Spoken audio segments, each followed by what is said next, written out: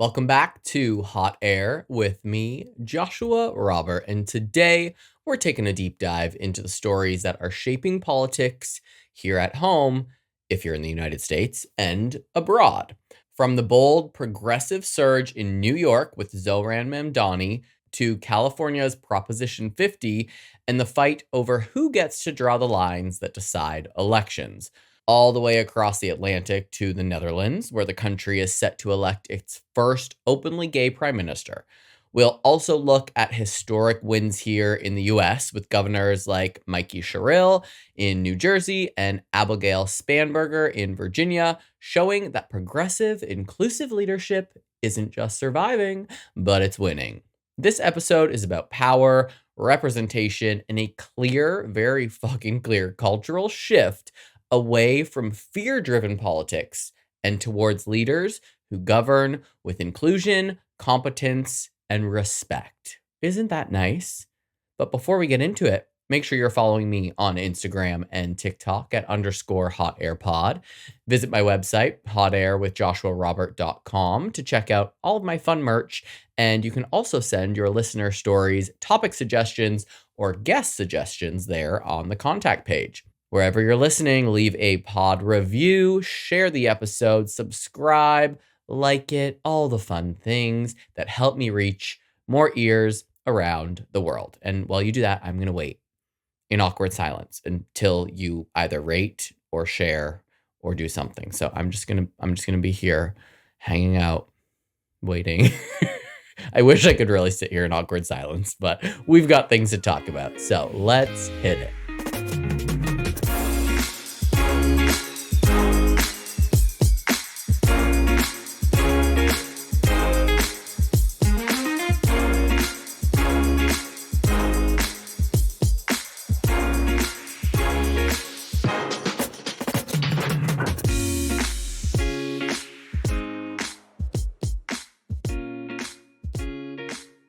We are starting things off with one of the most talked about and divisive figures shaking up New York politics. You know his name, Zohran Mamdani. He's being called a visionary, a radical, a disruptor, even a communist. Depending on who you ask, he's either the fresh start that New York desperately needs or the biggest risk the city has ever taken. And as he positions himself for a historic run at City Hall, and today he won, the drama surrounding him is as fierce as the ideals that fuel him. So let's take a journey and start at the beginning, because it's important to know where these people came from that are now our leaders. Zohran Mamdani was born in Kampala, Uganda in 1991. I am older than him. How sad for me. He was born to Indian parents and moved to New York City when he was just 7 years old. He went to public school, graduated from the Bronx High School of Science, and later studied Africana Studies at Bowdoin College in Maine. And you know me, probably pronouncing that wrong. Should look it up before. But before politics, he worked as a housing counselor, helping families on the verge of eviction. And he was deeply involved in local organizing. He became a U.S. citizen in 2018, and just 2 years later, he pulled off what many thought was impossible: unseating a 5-term incumbent in the Democratic primary for the New York State Assembly. That's when people first started paying attention. From the start, Mamdani's story stood out. He's the son of immigrants, a Muslim New Yorker with roots that stretch across 3 continents, and someone who built his campaign from the ground up. He branded himself as a people's candidate, not polished, not corporate, but deeply connected to the struggles of everyday New Yorkers. His campaign speeches didn't sound like they came from a consultant's focus group. They came from the subway, from the bodega, from rent-burdened tenants who had had enough. And let's face it, most of us have had enough and are hoping for leadership that can relate with us, not billionaires. Mamdani's politics are proudly progressive. He's described himself as a democratic socialist and made affordability his central theme. Something, again, I think we can all get behind. Housing, transportation, childcare, and groceries need to be more affordable So why wouldn't we vote for him? He's argued that the city has been sold off to the highest bidder while working families are crushed by costs. His campaign promises include rent freezes for stabilized units, city-run grocery stores to reduce food prices, free bus service, and universal early childhood care. In his words, New York should be a city for the many, not the millionaires. And there's countries around the world that offer, well, free healthcare, but also free public transportation. I don't know why that's not a thing here. His grassroots energy and bold ideas made him a rising star on the left, but also a lightning rod for controversy. His critics, especially from the business and political establishment, have called him naive, reckless, and dangerously idealistic. They say his plans are financially unsustainable, that his vision of city-run services and higher taxes on the wealthy would drive businesses and jobs away. Editorials have accused him of being anti-police or anti-business, and some conservative outlets have gone even further, painting him as a symbol of the so-called radical takeover of the Democratic Party, which I find absolutely hysterical. Who's radical? Who's being radical lately? Who's really overturning the government and breaking down the West Wing, the East Wing, and also coming for everybody's rights? Talk about radical. But the controversy has not only come from the right, even within his own party, moderates are a bit nervous. Veteran Democrats, former mayors, and big donors quietly worry that Mamdani represents a shift that is too far left, that his idealism could alienate middle-class voters or jeopardize the city's fragile budget. They see him as an experiment the city cannot afford. But I'm also sure that they said that about people that were anti-slavery or were for equal rights. It's far too radical until one day it no longer is. But then there's the issue that's ignited the loudest backlash: immigration. Mamdani has been one of the fiercest critics of ICE and federal immigration enforcement. He's called ICE a fascist agency, condemned raids that tear families apart, and vowed to strengthen New York's status as a sanctuary city. That stance has earned him passionate support from immigrant communities, but also fierce opposition from law and order advocates and conservative politicians who claim that he is undermining public safety. And I'm sure there is a middle ground there somewhere. My last episode, we talked about living in the gray, so it doesn't have to really be one end of the spectrum or the other. Now, adding to the tension are past statements he made about policing, particularly during the 2020 protests when he called the NYPD a major threat to public safety. His opponents have never let him forget it. They argue that his anti-police rhetoric makes him unfit to lead a city where crime and safety remain top concerns. Mamdani, for his part, says he's not anti-police, he's anti-abuse of power, and insists that he's focused on building trust, accountability, and safety that works for everyone.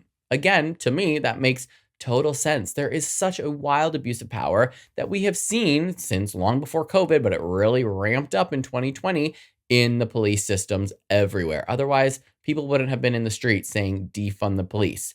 We want people to be treated fairly and justly. And of course, in today's political climate, no progressive figure rises to prominence without attracting the attention of, you know who, not Voldemort, but Donald Trump. And Trump has not held back, as why would we expect him to? Following Mamdani's primary victory, Trump lashed out on Truth Social, calling him a 100% communist lunatic. He's mocked his intelligence, his voice, his background, writing that Mamdani looks terrible and isn't very smart. Then came something even more alarming. Trump warned that if Mamdani ever became mayor and refused to cooperate with ICE, he would defend New York by ordering federal authorities to arrest Mamdani.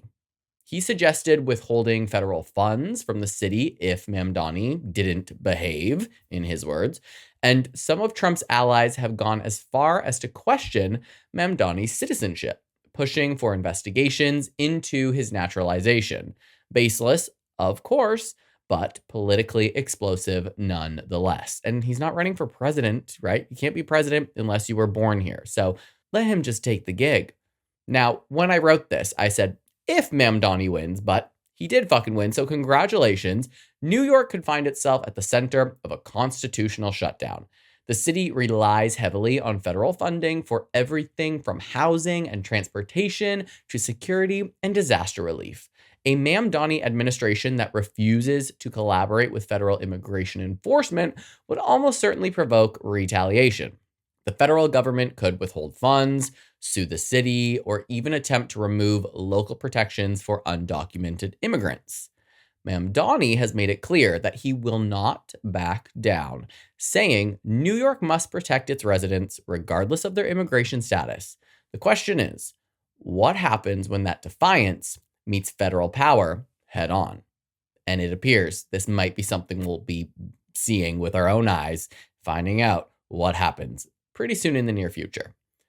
So the stakes are enormous. Supporters see Mamdani as a new kind of leader, one who actually believes government can serve people instead of corporations. And wouldn't that be dope as fuck?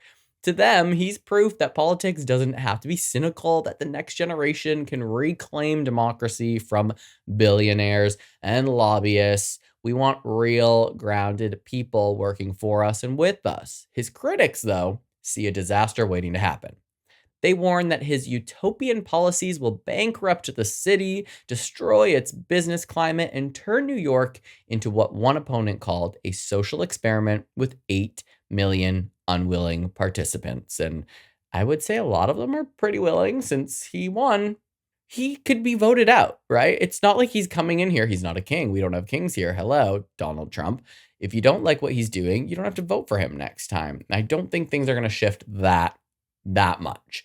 Beyond the economics and the headlines, the Mamdani movement represents something bigger, a struggle for the soul of the Democratic Party. Is it still the party of Wall Street and city developers, or is it returning to its working class roots? Can a young democratic socialist born in Africa, raised in Queens, and powered by small donations actually win and govern the biggest city in America? Yes. Again, the answer is fucking yes, because he won. And that says a lot. And now we wonder, can he survive the political warfare that will surely follow? Because make no mistake, the battle will not end just on election day because he's won. With Trump's promise to defend New York, that could set off an unprecedented clash between a progressive city government and a hostile federal administration.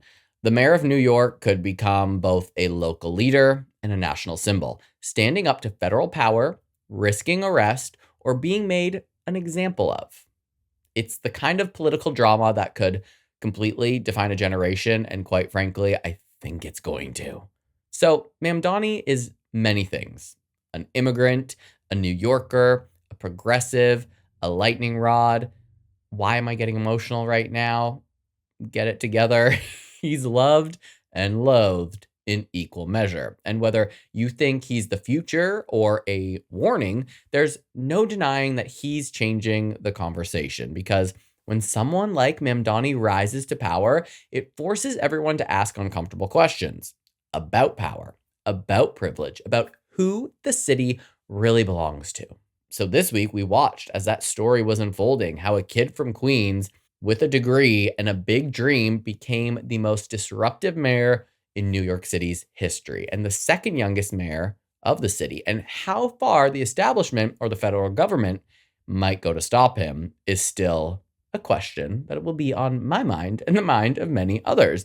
And I think it's really important to note that New York City has a huge LGBTQ plus community. It's like one of the biggest in the country, if not the biggest in the country. And Mamdani was nothing but supportive to trans people, to gay people, to bi, to non-binary, to lesbians, all the things in between, everything on that beautiful rainbow spectrum. He showed his support. He stood up for us. And that's what we want in leadership.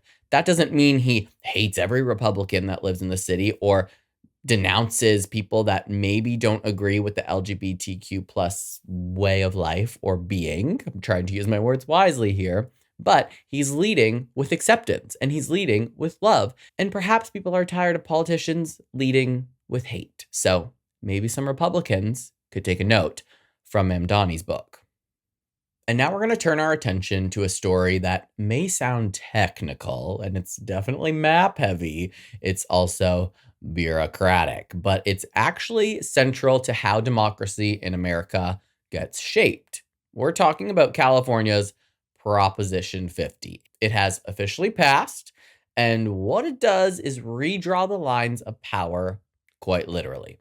I'm going to walk you through how we got here, why it matters, how it works day to day, and what it will mean for future elections. Something that I've been wondering about ever since I heard about Texas redrawing their maps and, well, rigging elections.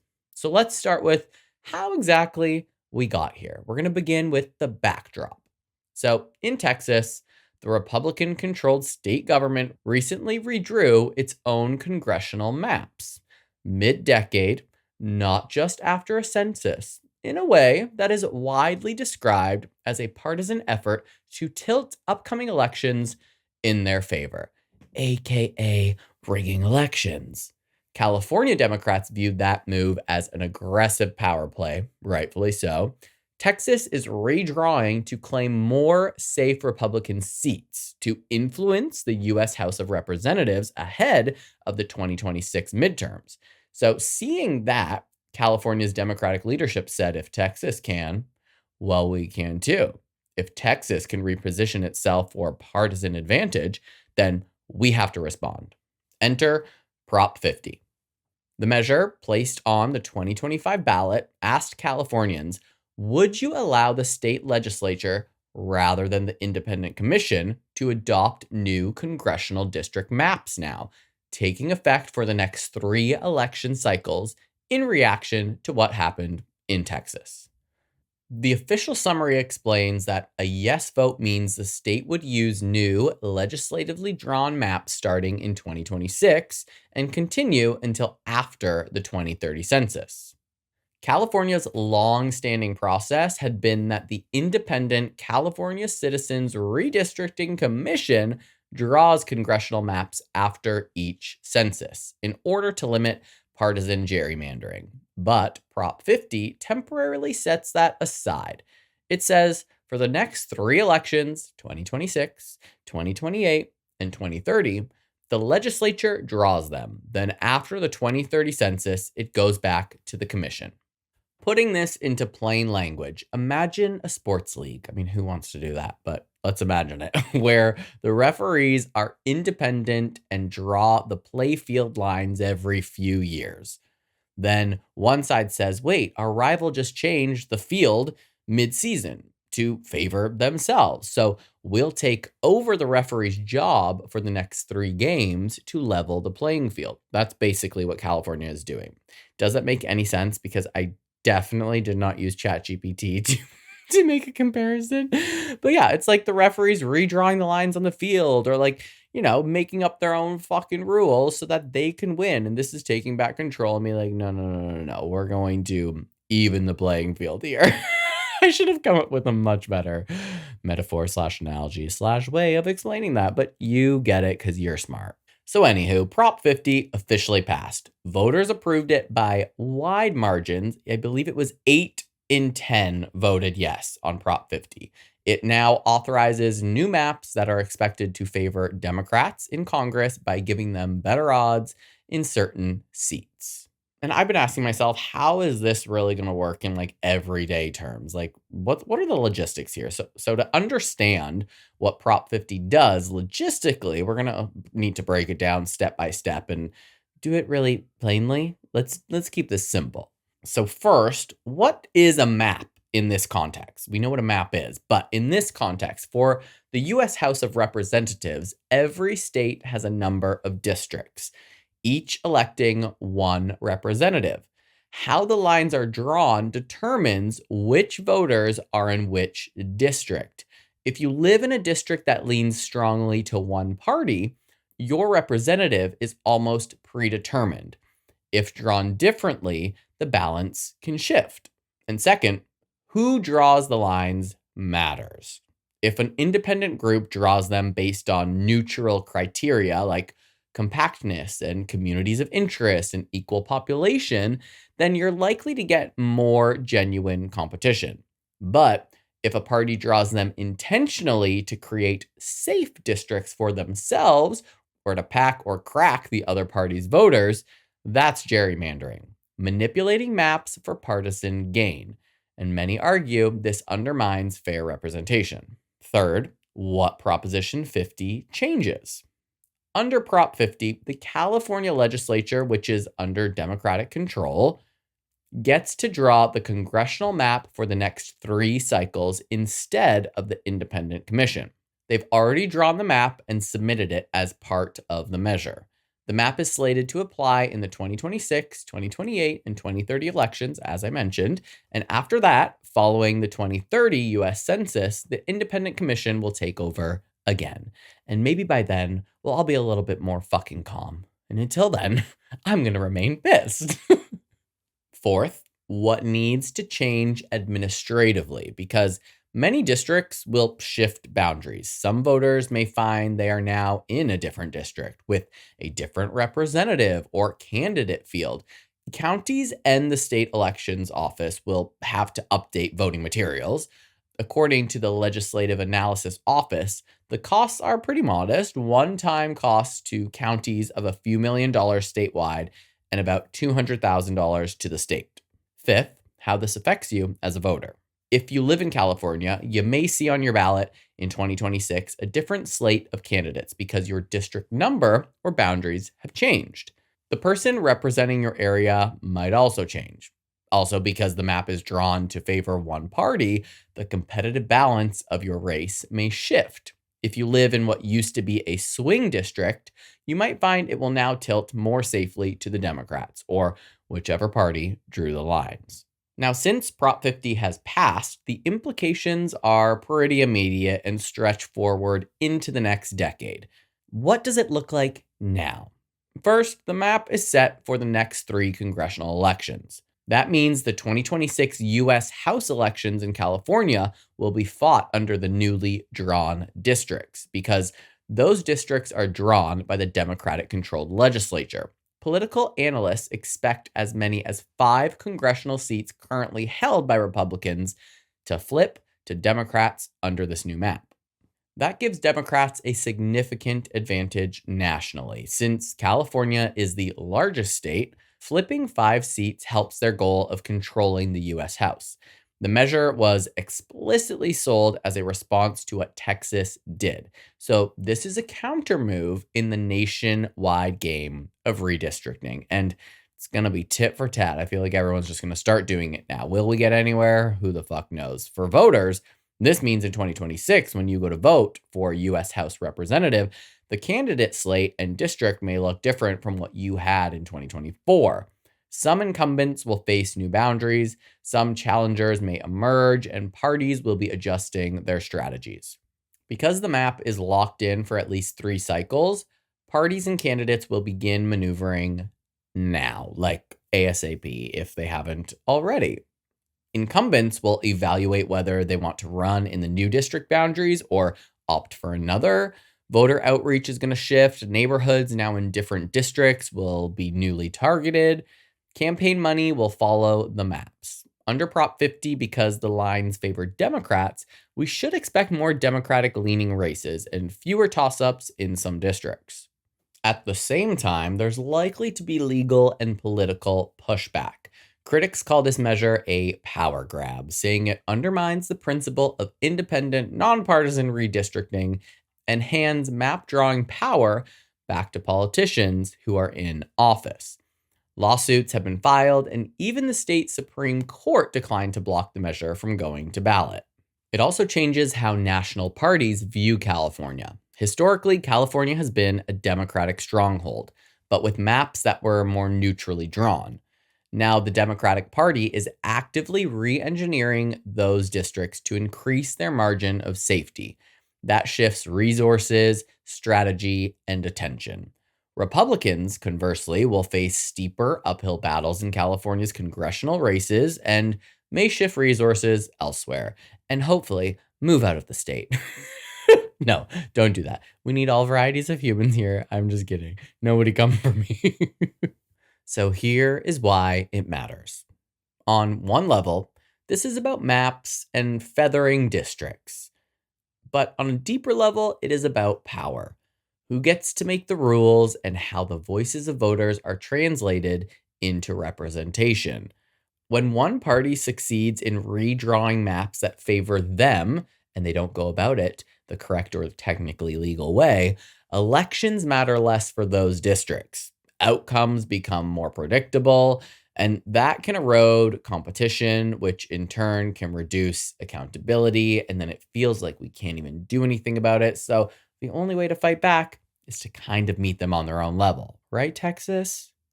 So for California, a state with deep diversity and a massive population, there's more people in California than there is the country of Canada that I grew up in. This matter is magnified. The representation that your community sends to Washington may now be chosen by a map designed for partisan advantage rather than competitive swing. And for the country, this changes the balance of the US House of Representatives.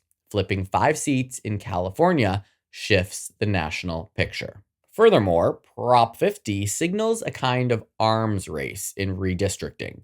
Texas moves to advantage Republicans, California moves to advantage Democrats. That dynamic could play out and is playing out in several other states, changing how elections are contested, how districts are drawn, and how voters are even representative. Like I said, tit for tat, other states have already done it for Republicans. California is the first to do it for Democrats. So where does this leave us? Where does it leave us? What happens now? With Prop 50 passed, California has made a very bold choice to bend the rules of map drawing temporarily in order to defend or advance partisan power. Whether you see this as a necessary defensive move or a dangerous precedent depends on your view of what fairness in elections truly means. Because were we just supposed to sit by and let Texas do it and just be like, well, can't do nothing about it. I'll just sit here with my hands in my lap. Or was this the right choice in retaliating? And coming up in 2026, you'll go to the polls under these new district lines. Candidates will campaign differently. Some races may be less competitive, if not competitive at all. And maybe not competitive at all. The parties will shift their strategies. And for the next several years, the map's locked. After the 2030 census, the Independent Commission will regain control, but until then, the legislature rules the lines. And for everyday voters, people that care, people that are ready, make sure you check your district before you vote. Understand if your boundaries have changed. Be aware that the person running to represent you might now be somewhere new in a totally different district, or your community might have been shifted into a different district. And as always, know your candidates, know their positions, and what representation means for you. And we're going to keep going. I mean, in my opinion, that was good news. So we're going to keep going with good news. We love good news today. We're keeping this a exciting and relatively positive episode. I know I don't probably sound very exciting. I'm so fucking tired from my New Orleans Halloween weekend. It is, what day is it today? Wednesday. I got back on Monday morning. I didn't even party on Sunday. I am exhausted. I am not caught up on, I guess, rest. I don't know, but these are all good things that I am excited about. Okay. So we're going to celebrate a trio of big wins. More signs that in many places, fairness, inclusion, competence, and civility are on the rise. Because when queer-friendly, progressive-minded candidates win in places that matter, it sends a message not just about policy, but about culture, identity, and the future of our society. Let's begin with Europe. In the Netherlands, after a fierce election, Rob Jetten, just 38, leader of the centrist Liberal Party Democrats 66, otherwise known as D66, is set to become the country's youngest prime minister and its first openly gay prime minister. And I just got full body chills. And why am I getting emotional again? Maybe there's a really big come down after my New Orleans trip. Oh, fuck. Maybe that's the problem. But it's really exciting. That's so exciting for the queer community, for the people that voted for him, just to have someone in power that we can look to and be like, finally, a fucking gay man is running some shit. It's about goddamn time. His campaign wasn't about lip service to LGBTQ plus issues, though they mattered. It wasn't just about that. It was about optimism, inclusivity, and governing for everyone. He defeated the far-right Party for Freedom, also known as PVV, whose leader, Gert Wilders, I think, has been dubbed the Dutch Trump for his populist anti-immigration rhetoric.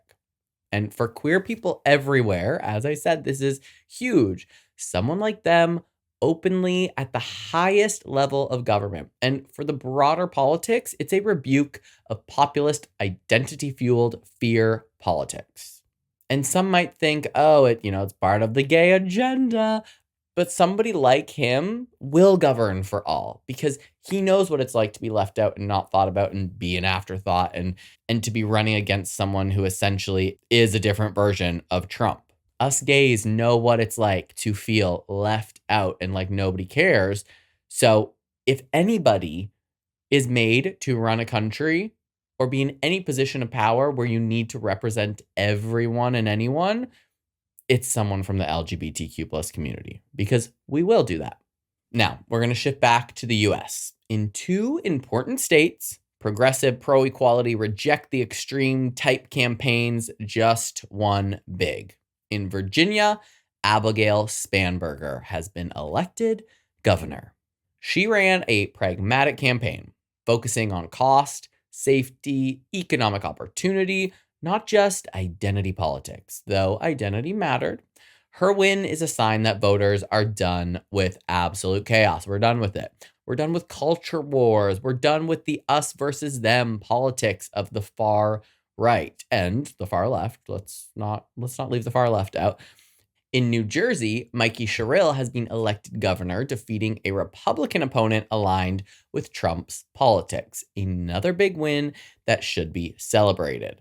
The fact that she was endorsed by the Human Rights Campaign for governor in New Jersey underscores that equality and LGBTQ plus friendly politics are now part of mainstream winning strategy. So what do all of these wins mean, right? I'm not just shitting out my mouth. I'm not just shitting. Oh my God, should I delete that? I'm not just shitting out my mouth. That's not what I meant to say. I'm not just bullshitting and just talking for no reason is what I meant to say. There's a reason I'm talking about this stuff. And today I felt like this was the beginning of a very big shift. These are not isolated, obviously. They reflect a broader shift away from MAGA style politics, the kind of politics that's grounded in grievance, identity baiting, exclusion, and fear. Instead, we're seeing voters respond to competence, inclusion, and decency, kindness, caring, people who seem to actually give a fuck. Queer representation isn't just symbolic anymore, it's material. When someone openly gay leads a European country, when governors are elected with pro-equality endorsements, like endorsements from the Human Rights Campaign, that changes the conversation. It changes who gets to lead, who is represented, and whose voice counts.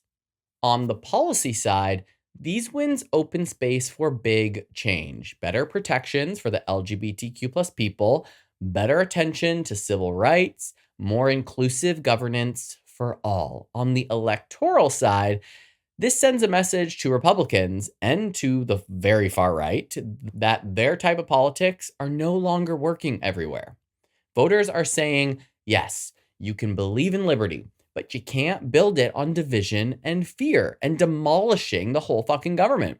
For Democrats and progressives, these wins show that you don't need to give up on majorities by chasing extremes.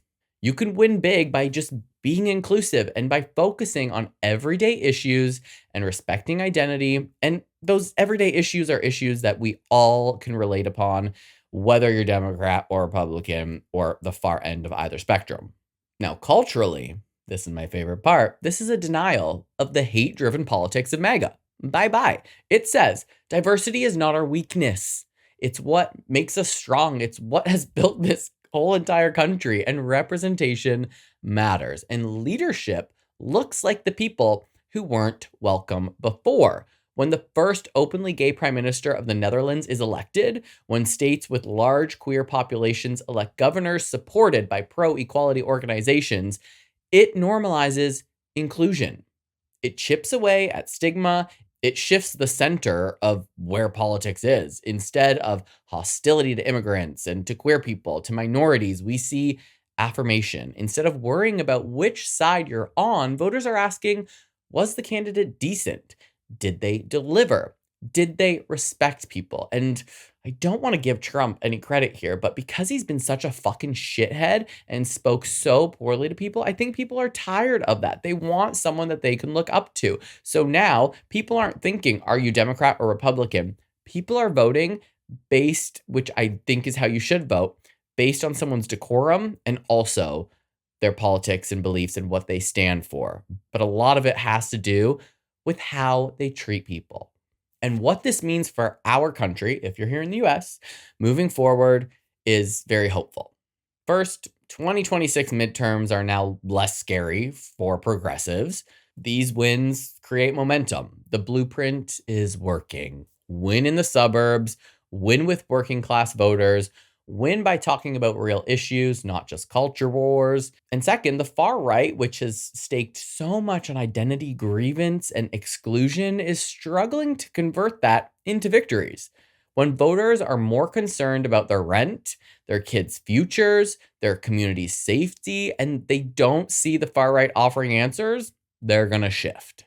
And the far right hasn't offered answers for just about fucking anything. Third, representation changes what is possible. When queer, immigrant, and female leaders win, it sends a message that you belong, we all belong. That changes who's going to run in the future. It changes who's going to vote, and it changes who's leading. And over time, that's going to change policy, politics, and culture. And I just got chills again. We have an immigrant as the mayor. We have these two female governors that were backed by the HRC and a gay prime minister. Why is this all just hitting me right now? Maybe I'm waking up. Maybe this is the dopamine hit that I needed to rise back up after my Halloween come down. So now what do we need to watch? What do we need to pay attention to? Well, keep an eye on how Sherrill and Spanberger govern. Do they deliver? Do they show inclusive leadership in action? Does the new prime minister, Jetten, does his government in the Netherlands follow through on inclusive, competent policy rather than it being just a symbol? Because if yes, then this is more than a moment. It's a movement. On the flip side, watch how the far right reacts. Do they double down on culture war or do they pivot on policy? And watch whether the inclusion wins model becomes a standard for winning campaigns. Not just identity, but competence and respect.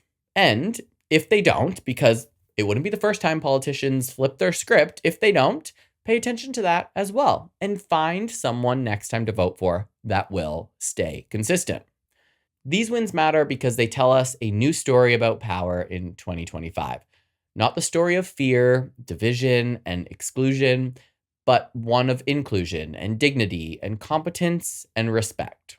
For queer people, for immigrants, for women, for all people previously seen as outsiders, this is the fucking proof. Your story can matter, your voice can lead, and when that happens, the rules of politics change. And that's it for today's episode of Hot Air.